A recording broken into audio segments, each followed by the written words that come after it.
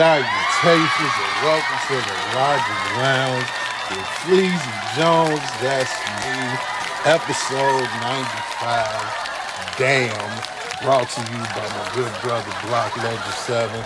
Shouts out to Block Legend 7. Happy but later birthday to the legendary ING. Birthday was yesterday. Shouts out to that. Episode 95. I have been working on a segment or trying to have an idea of a segment for a while now where, there was a time I did panels. We would talk about subjects, things like that. I wanted to do a segment where, you talk to the everyday people.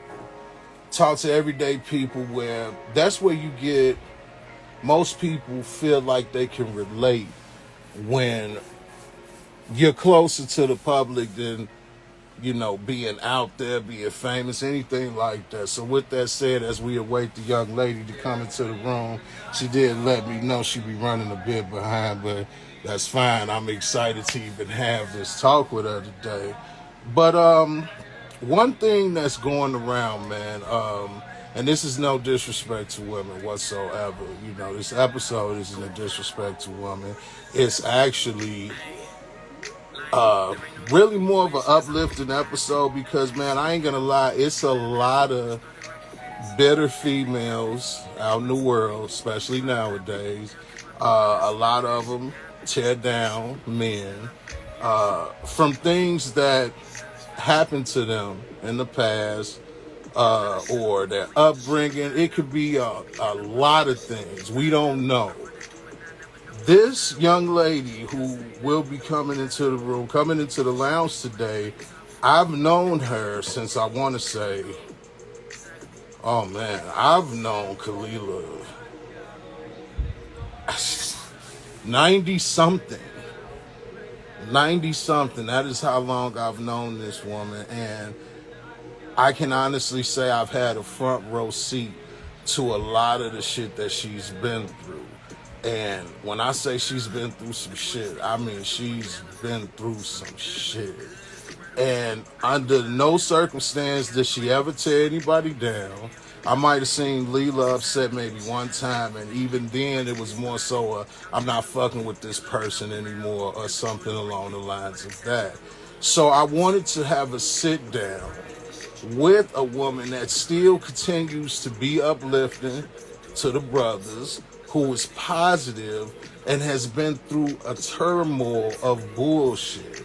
I want to extract knowledge from that woman because she is absolutely positive. Like I say, this has been in the works for a while. She finally said, yo, I'm excited to do it. She's willing to share the story. And I'm excited about that because this is something I feel like a lot of people should see. Because like my brother says, a lot of toxic ass women. Well, yeah, it is a lot of toxic women, and it's a lot of women backing those same women up. And we can't be at fault for everything that somebody goes through. And I'm not saying some of these guys might not deserve the treatment that they get, but in a lot of cases, it's not that. A lot of cases, it's not that at all.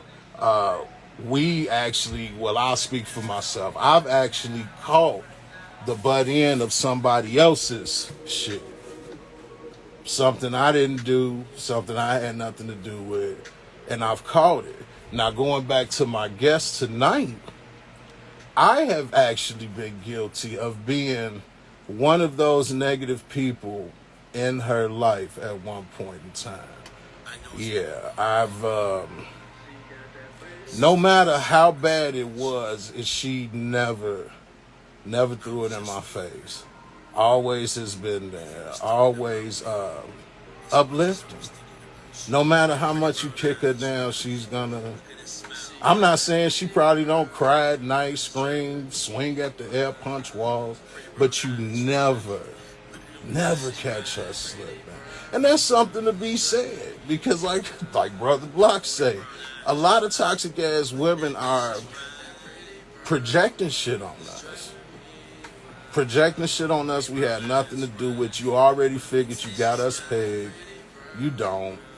And in a lot of cases, that frustrate guys. That frustrate men, and then we don't want to deal with that shit. And we're usually, like my brother said, we are the vanguards. We are the protectors. But what happens when you tear down the protector? We don't want to be around that shit. If you that independent, man, you just be independent. Be independent. Do that shit, but don't expect a king and you treat him like a peasant. Just don't do that. Say a lot of women are coming with a bunch of baggage already to relationships that they have not healed from. And that's real talk right there. That's real talk right there. Wow. But I'm finna sing you the invite. The lady of the night is here. There we go. I hope you can Hey, see me okay. no, we see you perfectly fine. Can you hear me? Yeah, yeah, I can hear you. Okay, okay, okay. You made it. I don't Yeah, even know how your call went through like that. I was like in mid talking. I'm like, yo, what the? I'm thinking this for the shut the live down. I usually put it on D&D. It was on Do Not Disturb. it did, it But did, it did. Like at first it wasn't going through, and then it rang, and then it uh, said, "Okay, the caller, whatever," you know. I just say, what the hell? They gonna just let it go through. But you popped in. That's all that matter. How are you this lovely Wednesday? I am fine. Thank you, thank you. Feeling pretty good. Definitely feel blessed. Yeah, yeah. Look at y'all see it already, that positive aura that she has. Like I was speaking about you as we awaited your arrival, and I was just talking about as long as I've known you, I've never seen you negative. I might have seen you angry once or twice, and it was understandable anytime that happened.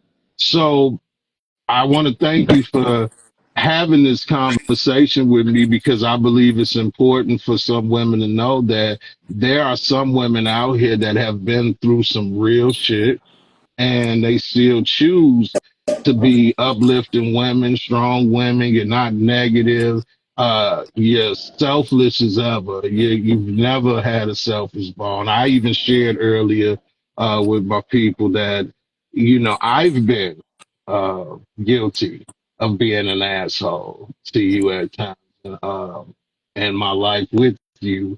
And you've never thrown that in my face, and you could have shut me down and it would have been understandable. I honestly couldn't have been upset with it. So I just really want to thank you for today, man, of having this conversation with me, Leila. So I'm really excited about this. I think you have an awesome story to tell, and I would just love to get right into it, man. Love that. Well, let me address what you just said. I want to, it's okay. I never took anything that you said or you being an asshole, as you stated, personal. I would like to thank you for apologizing. We've known each other, what, since, well, I was Carter 13. G. Woodson. Yes, We yes, were yes. literally doing homework in the library on 95th and Halsted. I, 95th and Hostel. We met at the library on 95th and Hostel. And, I'm 41 now, and I have never had any ill feeling toward anything. I just appreciate you caring enough or, thinking that I had something interesting enough to even talk about on the podcast. I've never done anything like this. This is my first time. So I've always been shy, but I hope that your people and you enjoy my transparency and we could get it started. I do appreciate that, and thank you for accepting that, man. Because it was a lot. There were a lot of things that I projected on you that was not for you at all, and you still stuck around like that. That I thank you. You know what I mean? Because like I said, you could have been an ass, and I'd have had to accept. I would have had to accept that because it was wrong. I don't care. what age you are, there's some things you just don't do. There's some you just don't tell people down that's in your corner like that. Yeah, a lot of people, like, it's human nature to project things on the people that's closest to us, whether they deserve it or not. They say, people hurt the ones closest to them. Um, I guess they feel more comfortable expressing their frustrations, their anger, their rage, their hurt on the people closest. Even if they don't explain it, even if they're not, um, you know, basically voicing why they're lashing out. It's just, okay, you're here, you're always around, let me just lash out at you. Instead of really projecting it on the people that may deserve it or may be the reason why they're feeling the way they do, you know. Yeah. So Yeah. I understand that very well. Well, let's kick it off with this. Tell them a little bit about your upbringing, like when we met, right? Because one thing I definitely want to focus in on is the upbringing. You did not have it easy. It's never easy for you, but you've always remained positive. So let's kick it off with a little something about yourself. Tell me about Kalila, aka Lily, aka Lilah. Okay. Well, I will say, um, I was born to, I had two parents in the household, my mom and my dad.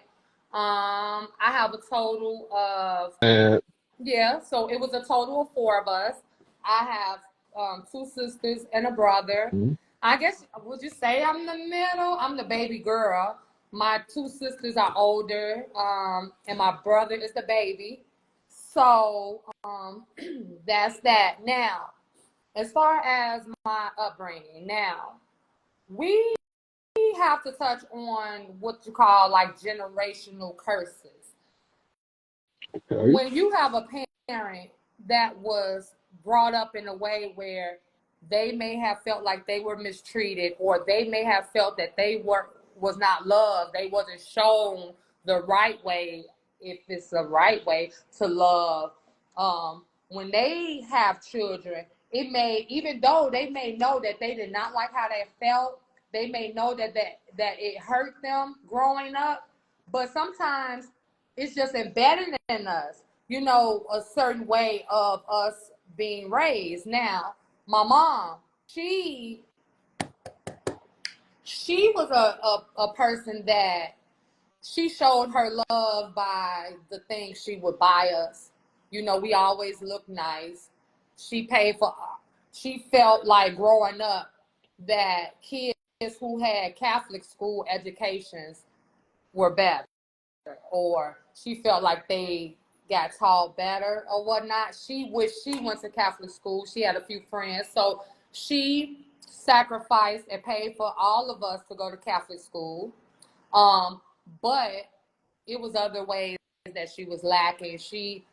I'm just gonna be honest Please, and I'm gonna be transparent. please. Like, when it comes to my childhood, if a person was to say, Kalila, if you had to think of the people around you, um, that made you feel loved, who would you name? Who were these people? And off the top, I automatically think my dad and my older sister. Now, my older sister was 13 years older than me. Okay. I didn't feel that love. Like, when I think of my memories, I could think back as far as when I'm 2 years old, certain little um instances or whatnot. But I never, I didn't feel the love, the kindness, the warmth, the um, those type of things from my mom. I never remember, I love you. How was your day? Oh, I love you. Good night. Sleep well. Hugs, kisses. I don't remember that. It was always sternness. I'm not even gonna lie. As I got a little older, like, still a kid though, probably like 10, 12, I thought like, my mama don't like kids. Like, some people, it just come off like they just don't like kids, you know, and I always felt like that. It was never no friendliness toward friends who may come and ring the bell. It was never any of that. It was really lacking. My childhood, as far as in the love, when it came to my mom, it was lacking. My dad, on the other hand, he was very loving. I will say this. My dad had a very gentle heart. Like, he had a big heart. You can just tell by certain people, like conversations and just how they interact with others, the warmness, the love, the nurturing. My father was very nurturing. You get what I'm saying? He didn't have an easy childhood either. You know, my grandmother, his mom, was very, very young when she had him. I think she was 12 years old when she had him. Oh, Um, wow. he was conceived by an older man in his 20s who was in the service, who, you know what I'm saying, hooked up or whatever with my grandmother. So he was kind of raised by her mom and other older people, you know, and he never knew his dad or anything. But my dad was a man, and he always made me feel loved. I could just remember the hugs, the kisses, just the care and the concern. You know what I mean? And I'm very blessed to have had my dad. Even though I only had him 16 years, he passed away when I was 16. Um, I was very, very blessed. I don't know. What No, else? no, you broke it down. The thing is, with that, it is so good that you did receive the love that I feel you needed from your father. But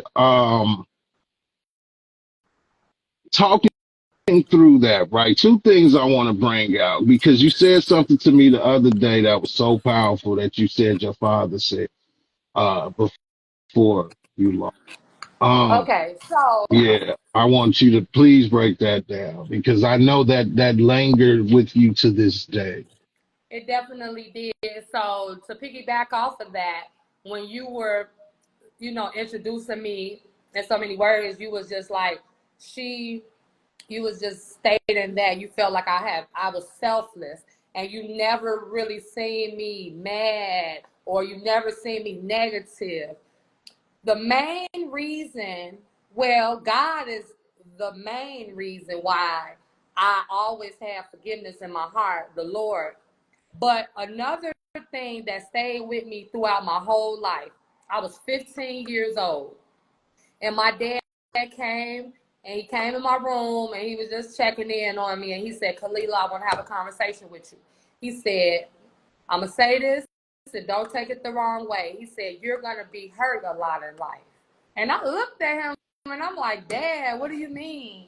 Why would you say that? And he said, I'm only saying that because of the heart that you have.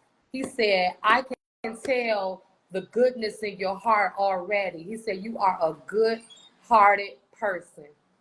You're going to meet people that's not going to know how to receive that. But he said, no matter what happens, no matter how much you're hurt, no matter how much pain you go through, never change who you are. Continue to be the good person to the people that you come across. Because sometimes you may come across a person who really needs that. They could be, you know what I'm saying? They need that positiveness. They need the love. They need a good person in their life. So I never forgot the words from my dad. You know what I mean? And it stayed with me. Yeah. And I have met so many people. You know, it's easy to do a tit for tat. It's easy to mistreat others who's done you wrong. But it just takes too much energy. It takes too much time to stay angry, to be bitter, to be negative. And people got to realize at the end of the day, forgiveness isn't for the person who did you wrong. Forgiveness is for you. Forgiveness is for you to continue to push through, continue to push through and be a positive, shining light for the world. Who wants to be negative all the time, or bitter or angry, and it just consumes you. So many people don't want to come off as weak.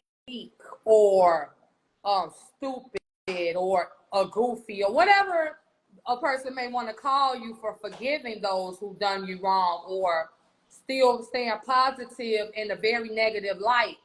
But people don't realize that the strength really comes from the forgiveness and the moving forward and the looking for the positive thing in a very negative situation. And I've always been that way. And I am thankful that the Lord put that inside of me from a young age. When I look back at my mom, I love my mom. But sometimes, some people, you gotta love from a distance to protect your peace because it will eat you up. But now that I'm an adult, now that I have children of my own, I understand my mom could only give me what she had, She did not choose to stay positive in adversity. She didn't choose to look the other way or turn the other cheek. My mom, was angry. She was angry at her upbringing. She was angry at the things that happened to her. She was angry at the choices I guess she made. So it reflected on the way she treated others. It reflected on just her overall personality. I would say now, my mom is very loving when it comes to my children. She's very nurturing when it comes to her grandkids. She's very nurturing. Very, forgiving and understanding. But as I grew up, it was none of that. It was her way or no way. It was, you know how it's your story, her story, and the truth. Whatever Yeah. she thought was what happened, that was it. You could be telling her, no, mom, this is what happened. If it didn't sound right to her, or it just didn't fit into the narrative that she had in her mind, you was lying. It wasn't the truth. And you don't know how bad that hurt me to keep the peace or keep the abusive, I don't want to use the word abusive with my mom, but just the physical Yeah. interaction, to keep it at bay. I would have to admit some shit that I didn't even do. I would have to agree and say, oh yeah, you right. Or I would have to face the consequence. And that used to kill me inside. Mm. Imagine you being a kid, a teenager. I am so blessed that nothing very messed up, like no sexual abuse or anything. But I believe my mom probably more than likely would have believed that. But you just never know Yeah. in those circumstances. And I know that would have killed me. But like I say, that part, my dad coming to me at 15 years old played a big, big, big major role in the person I am today. Yeah. How did you maintain that anger growing up? Losing the matriarch of your world, which was your father. How did you at 16 still remain as part? Because this is where I'm in your world now. You see what I'm saying? And I remember happy Leela, bubbly Khalilah. Like it was never nothing that was going on. You know, how did you maintain that with that hanging over you like that until adulthood? Because it's one thing to be an adult, we gain understanding. But as we grow, there's a lot of frustration and there's a lot of stuff that can actually turn into what they call now a crash out. You know what I mean? So how did you maintain that? Well, um, at the time, maybe I was too young to truly understand, but I know it was nothing but the Lord guiding me. We Mm. all God's children, but it's certain people that's God's chosen ones.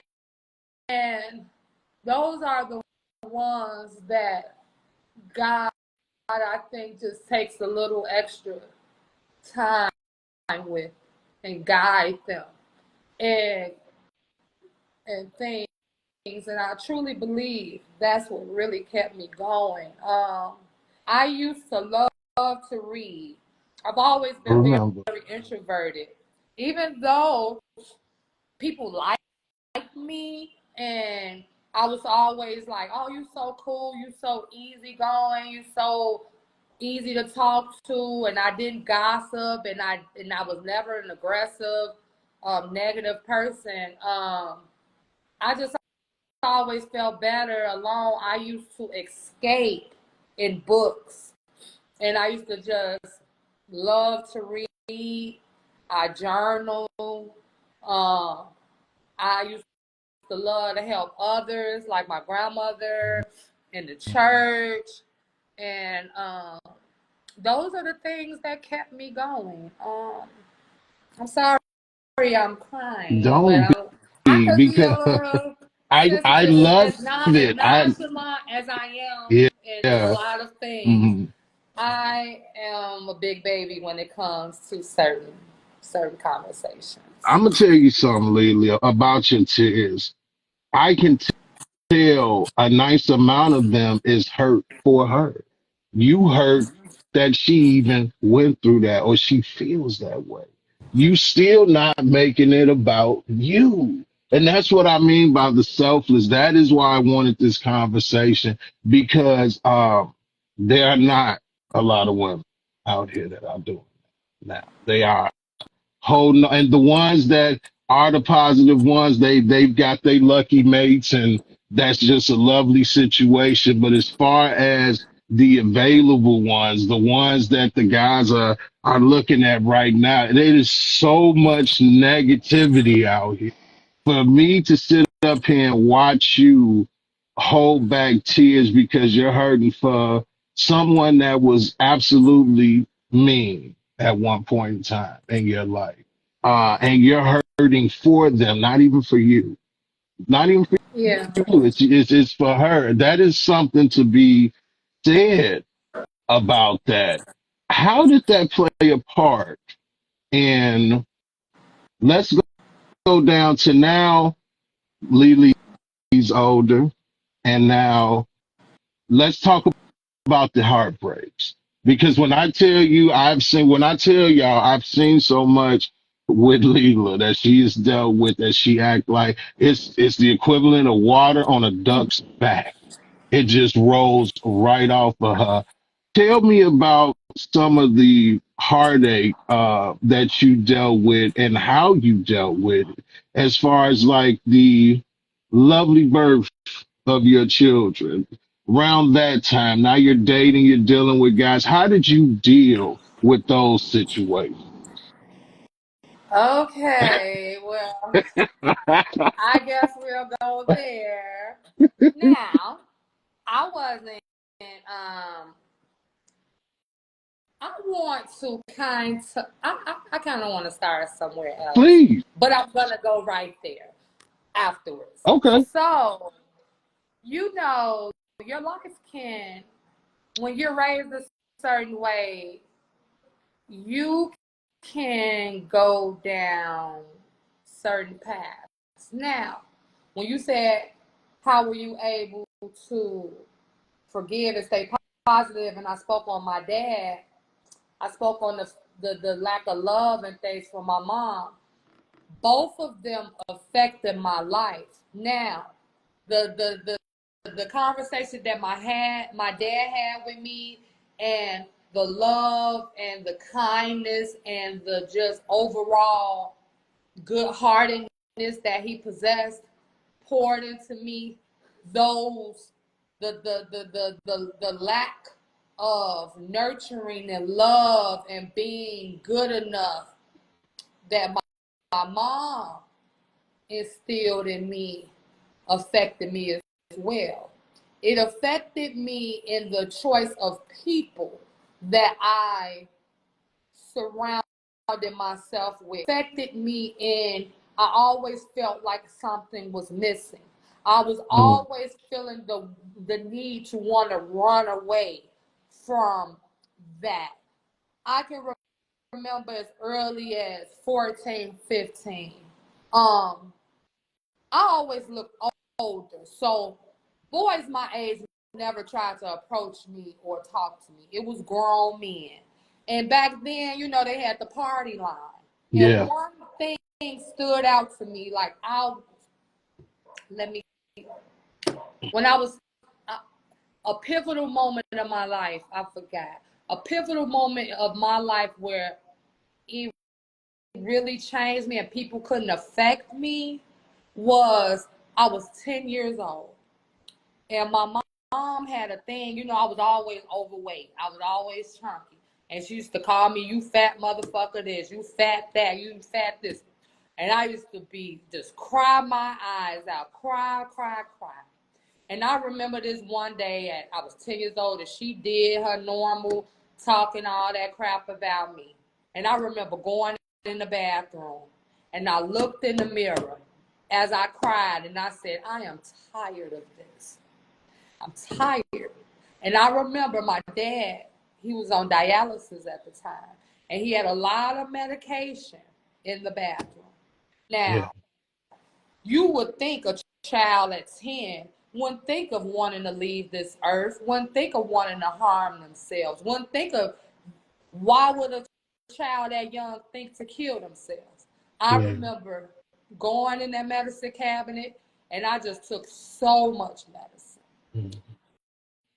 I was sick as hell. It was on a Sunday. I was sick as hell all day long. But the Lord wasn't ready for me. My mom never knew. They didn't find me passed out. I just was sick. Yeah. I remember at that point, when I got through that, I looked at myself in the mirror and I said, this is it. I'm not finna allow nobody to ever make me feel like that again. So the next time my mom said all that hurtful shit to me, it wasn't that long after that. Yeah. I just looked at her.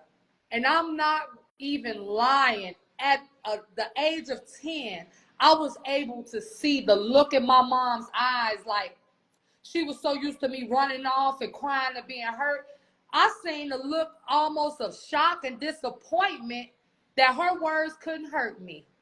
And that was the last time anything my mom said caused me to have tears. I never cried. And as I got older, teenager, 13, 14, 15, interacting with boys and stuff, and little boys could be mean. Oh, she ain't nothing but a hoe. She ain't nothing but a what they call a bust downs back in the day. Yeah. And I used to look at these motherfuckers, and I used to think to myself, if my own mama can't hurt me, can't nan nigga in the street hurt me by what the fuck you say to me. Your opinion of me does not matter. It does not matter. Say And that. Say And that. that's what helped me not break down. That's what helped me not act a fool. That's what helped me not catch a case. That's what helped me, that attitude. Now, that wasn't the most positive attitude, but It worked. it's what got me through. I Right. refuse to let anybody's words affect me. You could listen. I have my own issues. I have my own self-doubt. I have my own insecurity at that time. Nothing you can say is going to make me feel any less or any worse than what I can already make myself feel or my circumstances, motherfucker. So words, just that part of that. So let's move up. So when I was about 14, 15, they had the party line and all of this. And I was so unhappy at home. Like, it was just like, I never felt like I belonged. And so, like I told you, my sisters are a lot older than me. My oldest that I was the closest to, she 13 years older than me. She ran away and moved out, when she was like 17 and never came back. My other sister, who's 8 years older than me, I've never felt like she's like me. She's never liked me my whole life. I never felt loved or liked or anything. I feel like my mom put a lot of burden on her to help us get ready for school, take us to school, do stuff for us because of her work hours. Mm, So she just never really she loved to mess out my brother. yeah. I guess maybe because he was the only boy and he was like a little baby, but she never made me feel like she liked me. So Okay. I was just there with just my brother, and my dad was still alive. You know, it wasn't bad. It got really bad when my dad passed.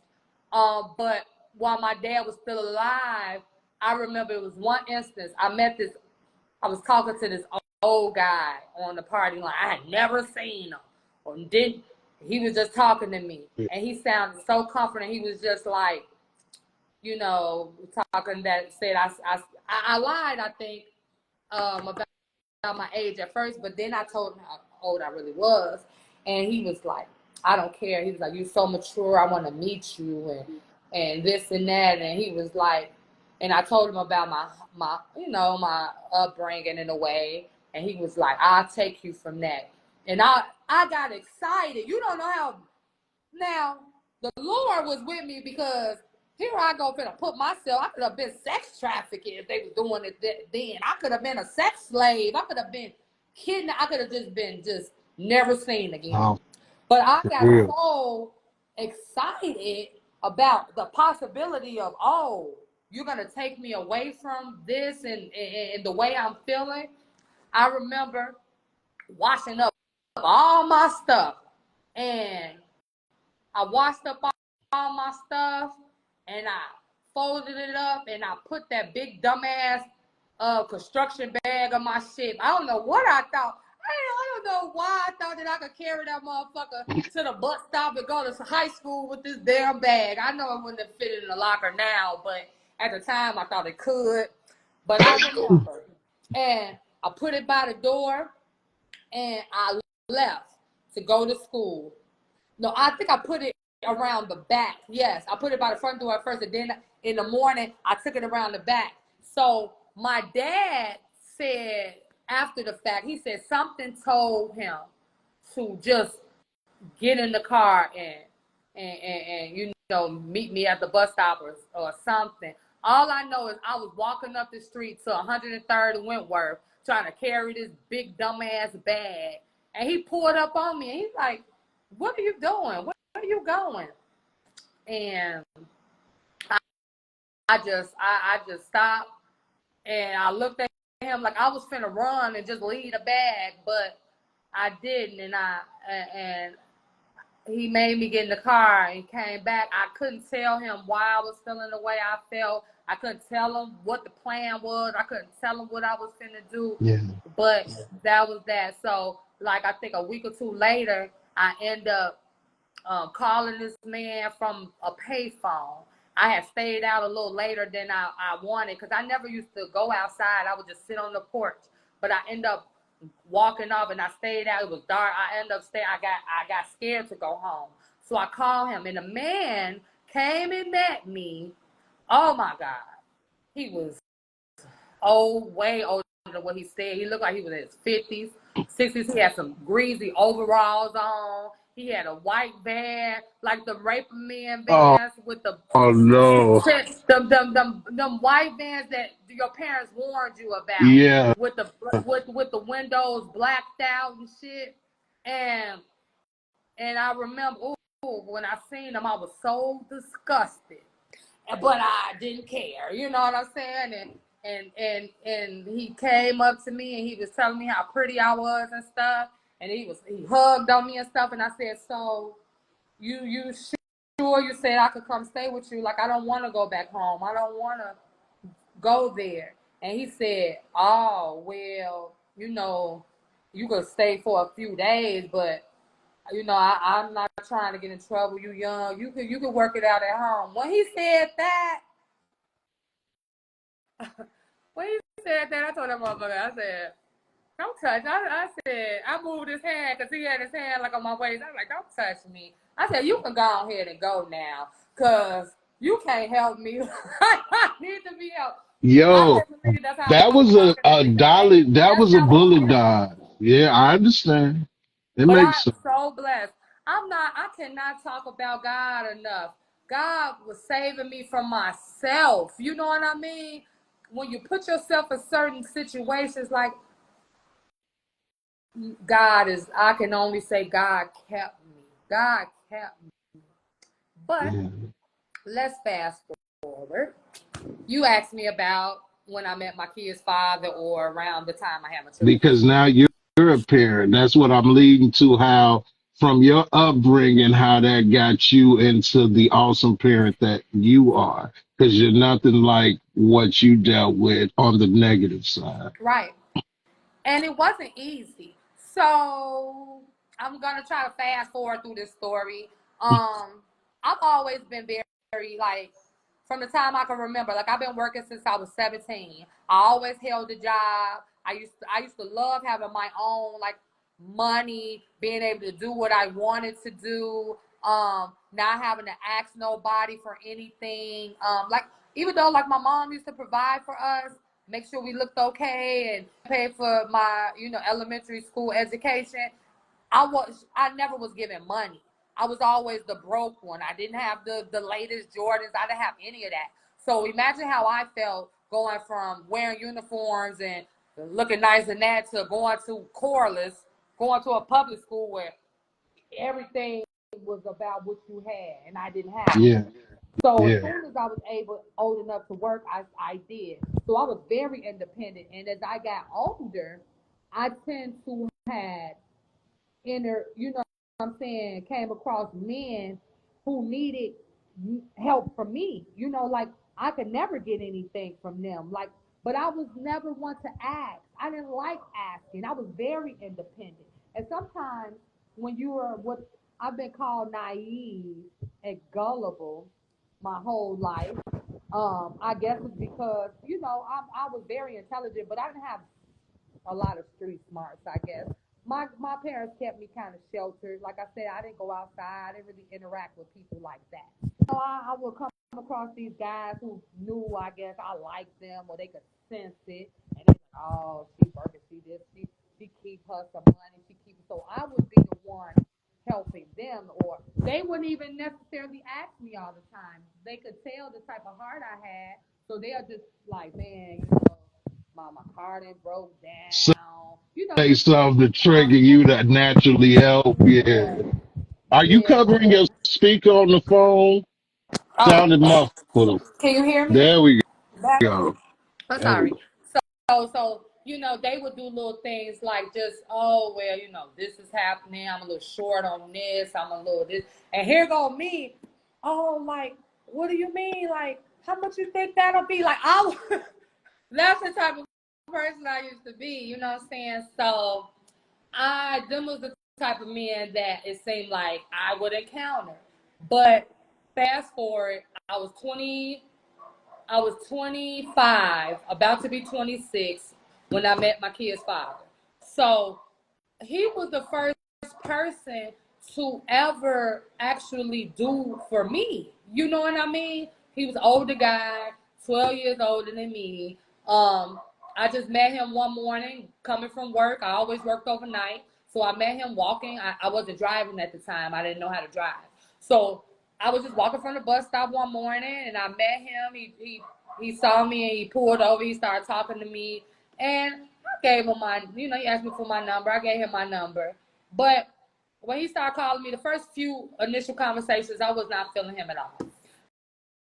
Somebody was like, "Well, just give him a chance." This girl I work with was like, "Just give him a chance. See, all you do, Kalila, is work so much. You don't never go out. I don't never hear you talking about anybody. Just see what it's about. Have a little fun with them, and then if you don't like them, then whatever."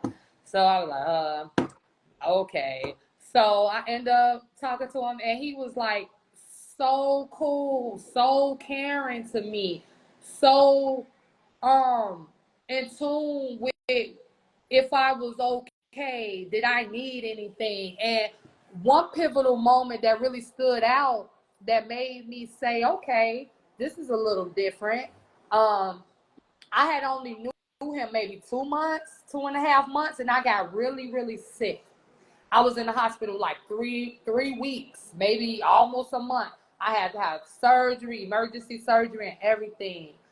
They had me on isolation. I was sick. Oh, This wow. man, this man, like I said, had only known me like 2 months. This man came to see me every day, sometimes twice a day, just to make sure I was okay and everything like that. And he, was like, I don't care what's going on or what you got to do. He was like, when you get out the hospital, I want to be the one to pick you up, and I want you to be with me that night, whatever. So like in my mind, and then what really was it?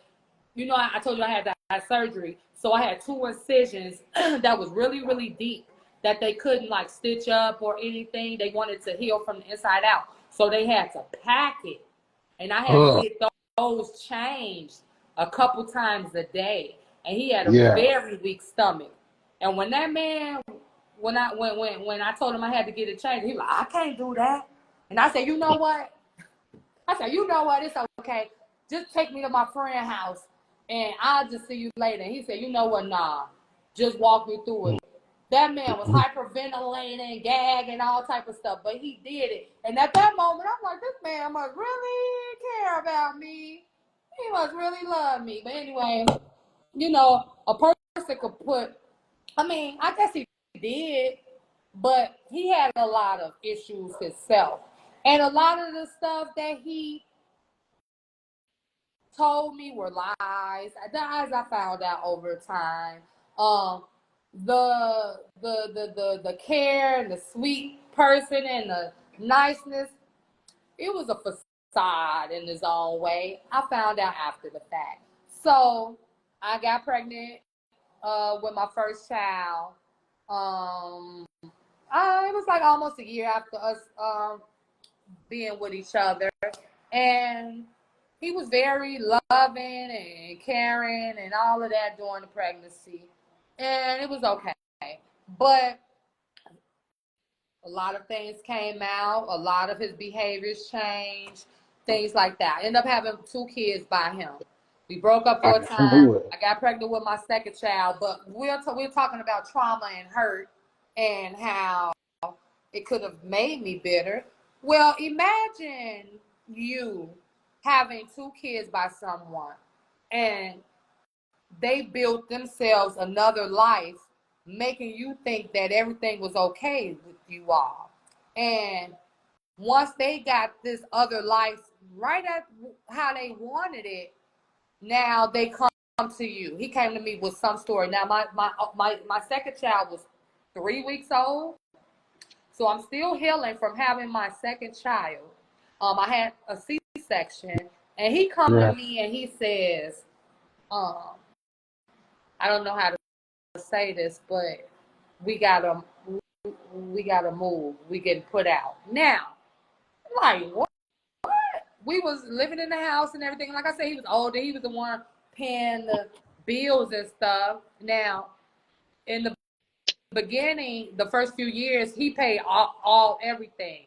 But then, like toward that year where I got pregnant with my second child, his money got funny, so I was paying half the rent, Mm. and I didn't ask no questions. I just gave it to him. You know what I'm saying? So when he said, "Oh, we getting put out," they want us to leave. I'm like, what? This man even cried and said he cried tears, saying how sorry he was and all of this and that. But after the fact, I found out it was a lie. He just didn't know how to tell me that he didn't want to be with me no more. He was finna go be with somebody else. Yeah, so he just, I guess, didn't know or didn't want to tell me that he had made a life with someone else. You do not Your understand how baby's 3 weeks I had old. a 3-year-old and a 3-week-old. Because they are exactly my kids. Both of their birthdays are in August. My 2 girls, and they are 3 years and 12 days apart. So I have a 3-year-old and I have a 3-week-old, and imagine me not really having no money saved like that. Imagine still healing. I was in pain and having to pack up me and my kids. And where did I have to go? Where did I end up going? My mom's house. You know how low I felt. I felt so low. I just felt like I failed my kids. I felt in a way that I never thought I would. I had to go move back with her. I didn't even have a bed there at first, so here I am in my old room, but on the floor. I was so depressed. I think I was going through postpartum, but I was so depressed. Like I would just lay there, just sleep, and oh, that was a very low point. And imagine going through those type of things, feeling as low as the lowest you can possibly feel, completely sober. Because I never was a weed smoker. I never would drink alcohol. Remember. Never any of those. I had no type of device. Now, you may call eating when you're overweight and stuff. Some people eat for me for emotional reasons, but I wasn't eating at all. I lost a lot of weight. I lost like in a month or two, I lost like 45, almost 50 pounds because I didn't want to eat. I just cried so much. And imagine going through that type of pain and being around a person that never had any emotional care for you. Now, I know what happened to me. I know how I felt in that situation. I know the pain I experienced. But instead of you comforting me, instead of you telling me, we don't worry, we're gonna do this, everything gonna be okay, you wanna be negative. You wanna tell me where I went wrong. You wanna talk about it, talk about what he did and all. Listen, I don't want to I don't want to hear that. Why I want to keep hearing that, talking negative about him? And I ain't gonna lie, even though he had did me wrong and he hurt me so bad, I didn't want her talk back, bashing him. I didn't want to hear the negative things. I know what he did to me, but I also knew the goodness in him too. And even though I was in pain, I still would take up for him. I didn't want to hear it. I didn't want to deal with that. So all I could do was fight through it. All I could do was try to be as strong as I could for my kids. Now, we had some rough years, but I knew that I never wanted to be a reason why they didn't have their dad in their life. I had mine. I know how important it is for girls, especially all kids, boys and girls, to have their dad.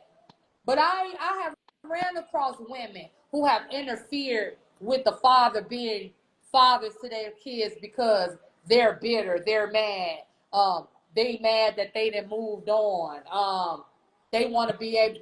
They can't upset him in no other way. They can't make him jealous because he don't have feelings for him no more. So the only thing that they can hurt him with is withholding the child.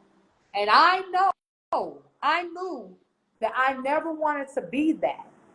Do you know how hurtful it was for the first few years of us breaking up? That I had to, because when we wasn't together no more, the real nastiness, the way he talked to me, the tone he used, oh, it hurted me so bad because I truly loved him. You know what I'm saying? And I couldn't understand for the life of me, how can you be so mean to me? How can you be so hurtful in your tone and what you say to me? And I've never done anything to you. I never done. How could you be this way? And it used to kill me because I'm trying to find out. I want an answer. I want a reason. Some things just don't have a reason. Some things you just gotta accept and move on. But at the time, I just couldn't grasp that. But I used to. He used to come pick up my kids for me. when I had to work at night, take him to his mom's house, and he'll talk to me all nasty, snatching them from me. Just being nasty. Like, I hurt. If I was a person on the outside looking in, I would have thought that.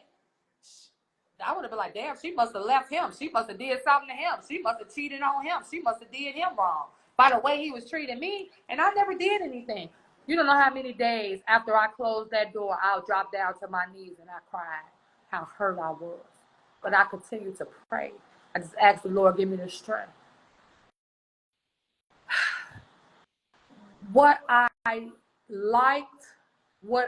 really liked about him and him having a relationship with the kids was he had mommy issues. He had a very hard upbringing. That's why I think even though he did me wrong, I was very protective of him because of how he was raised and the lack of love and the abuse he endured.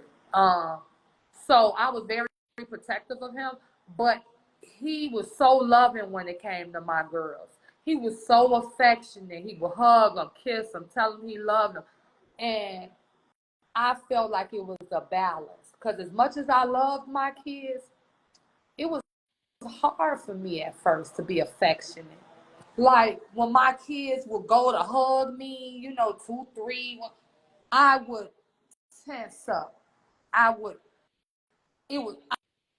tense, I would do that, but I would have to talk to myself in my head and be like, okay, Kalila, just it's okay, just hug them. Because I didn't know how. I didn't know And that's how why to I asked. show that type of affection. The Yeah, only affection I really knew as I got older was when I was involved with the opposite sex. And I used sex as a will this person care about me type thing. You know what I'm saying? Or me yearning for that from the opposite sex, me yearning to be held or touched because I didn't know that, but it was hard for me to be soft and affectionate with my kids. I wasn't mean to them though. I didn't call them out their name. I knew I didn't like that as a kid. I wasn't hard on them where I didn't listen to them. I let them know that their opinion matters. Some adults feel like, oh, this a kid, fuck they feelings, they better do what I say, and you're talking at them and not talking to them. it's a time for that. There's a time where you take over. And I know that as an uncle, not even well, I am a biological uncle, but I am uncle to other nieces and nephews. And there's a time where you gotta crack down. But in most cases, it should never be because, well, don't do that. Why not? Because like we grew up off that. So that's how, but please, It yeah, was just continue. like, okay, you a child. Whatever this adult says goes type thing. Straight You get what I'm up and saying? down. I just had to really one day just say, this is not, this, okay. I never saw myself as a single parent. Like I was 27 years old when I had my first child. You know what I'm saying? I wasn't no young kid having no babies. I was 27. And when I say I felt like, especially my first child was born out of love, was conceived out of love. I had never felt that so in love before in my life. But everything isn't meant to be, it doesn't have to stay just because you thinking you're doing everything. People fall in and out of love all the time, but that doesn't mean that you have to be that doesn't define who you are. You don't Plus, you have to didn't, wear again, that you as a didn't make point it of view. about you. Right. You didn't make it about you. Right. You knew I how the never made it important, about me. and It that's was about my important. kids. Once you decide to bring kids in the world, that's a sacrifice. That's a sacrifice in itself. Once you decide, okay, I'm pregnant, I'm gonna go through with this, it ain't about you no more. It ain't about your feelings. It's about what's best for your child. So if the situation with the father is abusive or negative or hindering you, like the sacrifice for your child, is it, oh, I want to keep this man in my bed, or I want to keep this man, so I'm going to just deal with this. No, you have to make the decision, what's best for my child. I knew he, he was good to me at first. He was good for me at first, but it didn't work out. But he didn't show me any behavior toward my kids that should have had me worried. Yes, he wasn't the man for me, but he is a loving father, and I never want to take that from him. We've had our issues. We've argued. Mainly it's because of the way he talks to me. I used to be, why you doing this? Then we arguing. I had to come to the realization, like, look, you cannot make anybody respect you. You can't make anybody treat you how you treat them. When you have stated your piece, when you have told them, like, look, when you say this or you do that, it affects me. I don't like it. I would like for you to refrain from speaking or treating me a certain way. And they saying basically fuck you in so many ways by continuing the behavior. Listen, I'm not gonna beg you to respect me. I'm not gonna beg you to treat me in any type of way. I can limit your access to me. Sometimes you have to That's a limit your bar. access to certain people, places, and things to keep your peace. You will not, like, it was something I heard not too long ago, and I love it. Now, everybody talk about Sierra and Russell. Like, what prayer did Sierra say after fucking with Future? You know what I'm saying? Like, okay, she had that first child, and he was a dog. Okay. She said, now I don't know if she was speaking about Future, but she didn't say no name. But what she said was she was involved with someone and she was coming a certain way. I guess she was coming with the love, she was coming with the respect, she was coming a certain way. And then she realized this person wasn't showing up the same way she was showing up. And then she said she fell back and she said, you're not showing up, I'm not finna show up neither. And she said, you're not finna waste my life. A person will waste your life if you allow them. They will waste your life, your time, your everything that you have if you allow them. But every negative thing that happens with relationships with people, significant others, friends, it doesn't have to be a painful experience. Sometimes it's a learning experience. Sometimes it's a blessing in disguise in a way.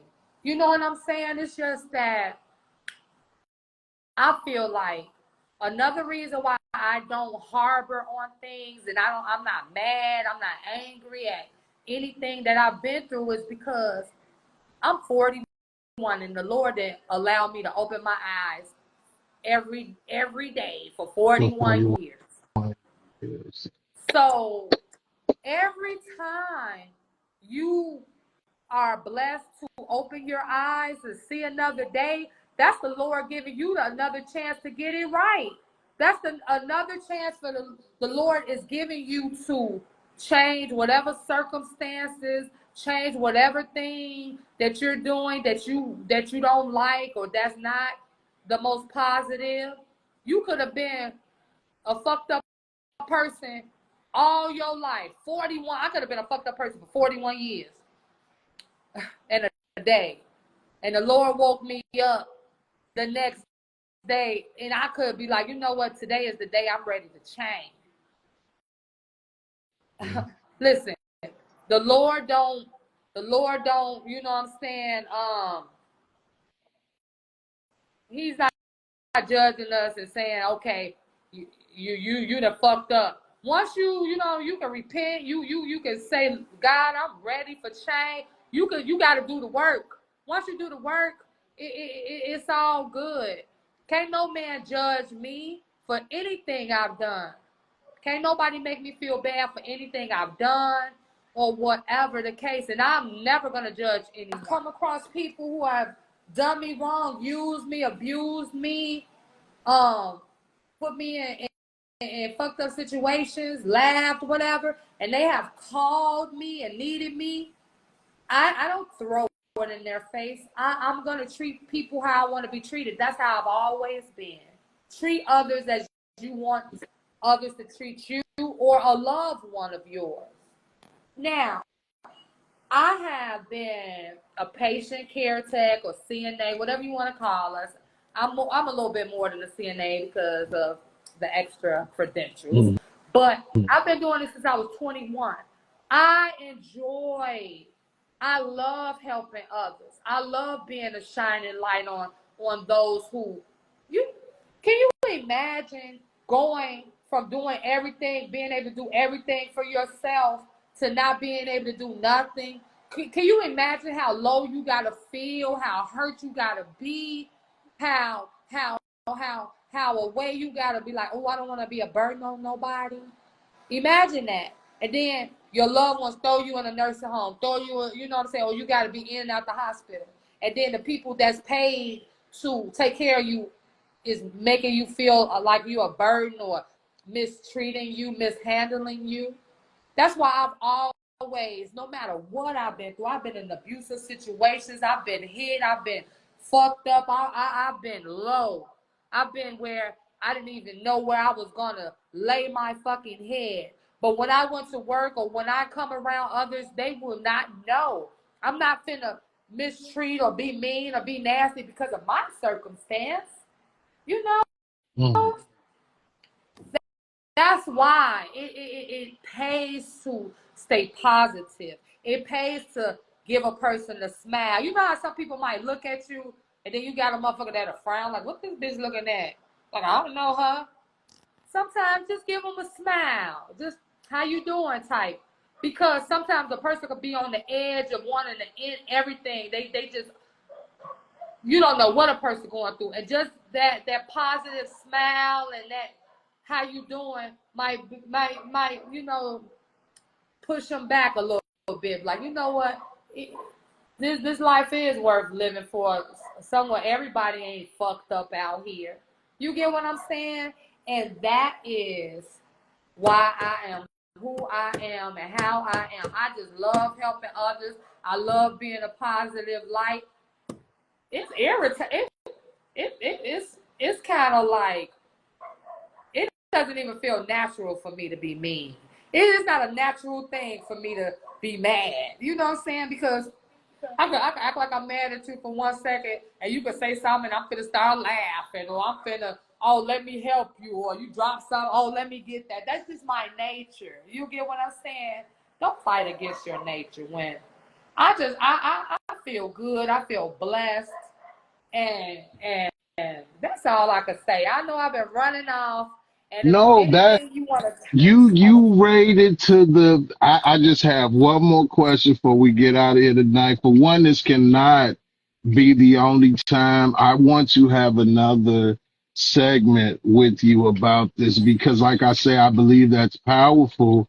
Uh, that you are the way you are dealing with the things that you've dealt with. So my final question for you tonight would be, and I've asked this with several guests, but I really want to know your answer. If you could do anything different in your life, period, what would it be? And okay, so I would have said no, but it's one thing I would have done differently. Um, because I felt like a hypocrite. I have girls, and from as early as I can remember, I've always tried to teach my girls, don't you don't have to kiss nobody's ass. You don't have to put up with anything that you don't want to put up with. You don't have to kiss anybody's ass to be accepted. You don't have to kiss anybody's ass to be liked, befriended. Um, if it's meant to be, you'll know who your people are. If a person's treating you in a manner that you don't like, you let them know, like, I don't like this, and I don't have to accept this. If you're not willing to change, and I told them what this comes with as they get older, opposite sex relationships or whoever they want to love. But I was going through some things, some abusive type things, mentally, emotionally, physically. And while I'm preaching this to my kids, I felt like a hypocrite, because it's just like, even though they didn't witness it, they didn't know that side. I didn't have it around them. They was oblivious, but I knew in my heart, like, okay, Kalila, you're teaching your girls right. You're telling them right, but when are you gonna start living that life?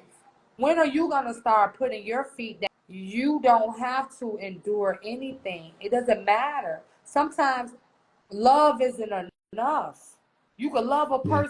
person from here to hell. You can love them from around the world, but if you're being mishandled, and the love is not being reciprocated and it's not healthy, you just need to remove yourself. Some instances it's not as easy as it sounds, but you got to put the work in to do what you need to do.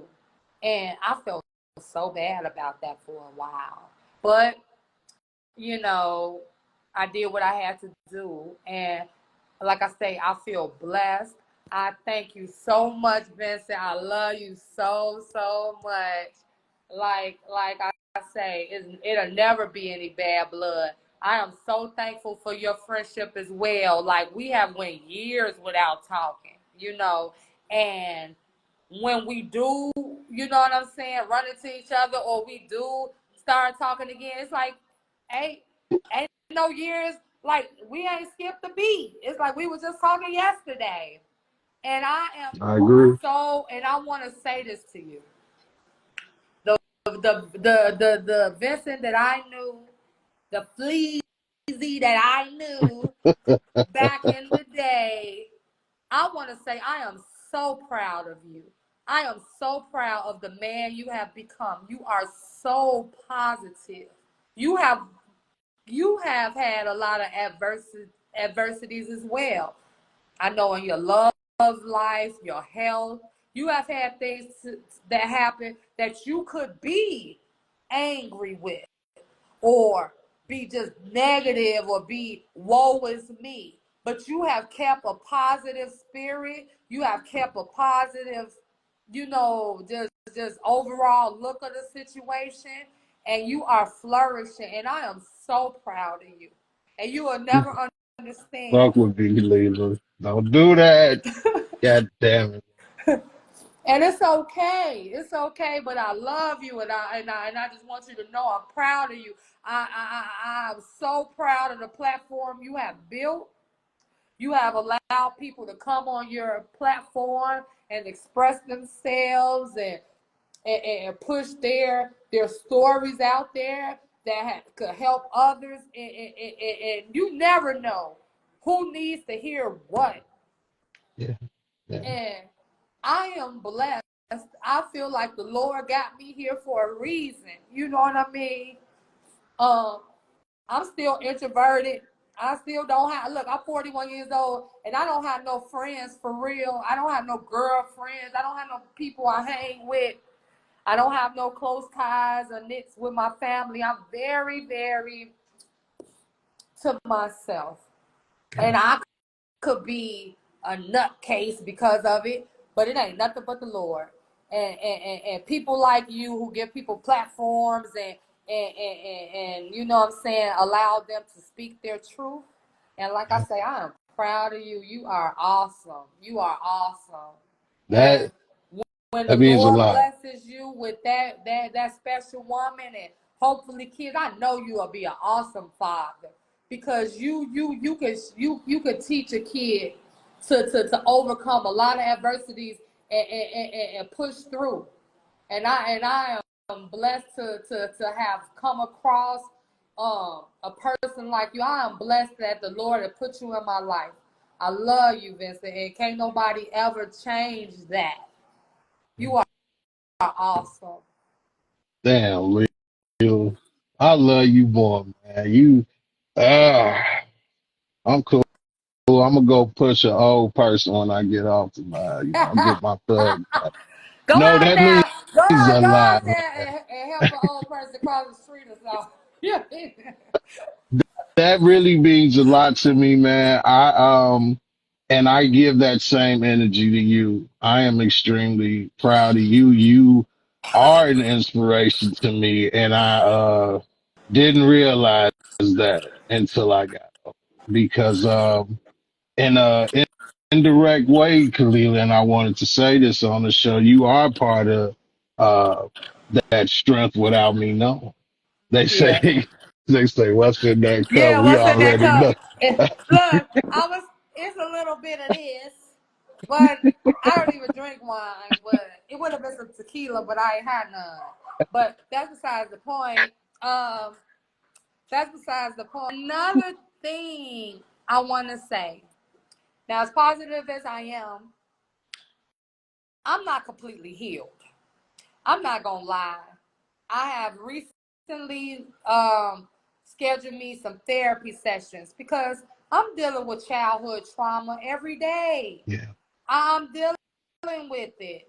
You yeah, know, the the way I react to certain situations, the way I just be like a person say something to me that I'm not feeling like people who may want to get to know me. It's been good-hearted men or whatever that may have wanted to really take the time and be with me, take that but it's like chance. you say the wrong thing, I'll be quick to just say forget it. Like I'll be quick Yeah, to I'm good, I'm done. Like that's just my way to deal with things. Just removing myself. It's not the healthiest, yeah, but I know that I'm working on my healing, and therapy is not shouldn't be as taboo, especially in the Black community as it is. But I know I need to talk to someone to deal with that, and I'm trying to better my relationship with my mom. I'm trying to do that as well. So that is another reason why I feel like I want to, do therapy and just work out those issues. So if I could push and if I can encourage others, if you're dealing with childhood trauma bonding, if you ever dealt with a narcissist, if you ever dealt with anybody who has played mind games, or you just need just what's it called, a support system, get you some therapy, talk to yeah, somebody, yeah. pray, all of that, church groups, all of that. It helps. And I guess, is there anything else you want to say? I could have ended it any better, Lily. This was powerful. My only thing to you again, this cannot be the only time you come to the lounge. I definitely want to have more talks with you like this because you have a lot to say. And it's people like us that I believe. Shouts out to my brother Block Legend 7, man, that has helped me believe that just being that person that allows somebody to talk or share my issues with somebody is powerful. So, yeah, I appreciate that because it's worth it. Hearing that from somebody that knows Vincent, you know what I mean? They know it's people that's like Vincent, even Right, my I'm so bro, my sorry I put brothers. your government I out ain't there. man, listen, my people are my people. Look, It comes I out that saw doesn't that bother person put me. Vincent. Like, I'm That's so my brother. That's my brother K.O. Real. I, Hey, I ain't never but look. Well, that I means ain't never something. called you none of your little Flash nicknames. or I ain't nah, never it's said never been that. That's why that doesn't bother me at all. That it just feels good to hear that from a person that knows and really knows. That's why that didn't bother me at all, because you know that's who you met. That's who you know. Yeah. Flash and Fleazy is new to you. Right, right, You know what I mean? right, right. I don't I know them remember the Flash. niggas. I remember the Flash. I remember that, but I never called you that. So yeah, I don't do nicknames. I'm like, I guess I'm kind of like the old school. Like, I ain't gonna call you delicious or nothing. I ain't gonna call you no nickname. I don't do that. Once I know your government, that's what I'm calling you. I mean, that's just what it is. That's just what it is. But I mean, I shed some tears. I was transparent. I, I, I I, appreciate it. I know I was kind of all over the place at first. This is my first time doing it, but if you are willing to have me back, I'm willing to.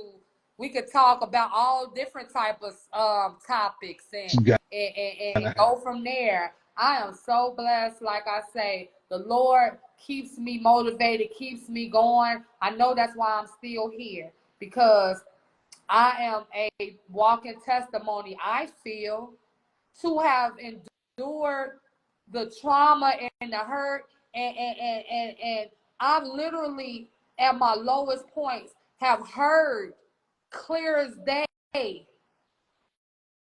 I heard one time the devil talks to you when he know that you feeling low. The devil will use people to get to you. But I remember, oh my God, sometimes the Lord will also save you from yourself because there's certain memories and thoughts that He'll put in the box, put it in the back of your head that you'll forget about. But I remember it was a time when the devil came to me and it was clear as day. He said, "You might as well just end it. Your kids will be better off without you. You a mess. Look at you." I heard it. It was a lie. He was a lie. God said, "Oh no, you're not finna get a hold of her." And I'm here, and I'm blessed. And you think you Ooh, not I'm coming back blessed. to the lounge? You can't. You can't get rid of me. Can't get rid of me. Yes. And that's how we go do that. Thank you again, Lee, for sharing your story, man. I appreciate this. I can't explain that enough. And I want to thank everybody for tuning in to the Logic Lounge. Pleasy Jones, that's me, aka Vincent. Episode 95 brought to you by the General, my brother, Block Legend 7, and Lily. I'm gonna end it how I always end. I tell them living off good instinct counts, so always keep your logic. We love y'all. I'll see y'all next week. Peace, Peace. peace.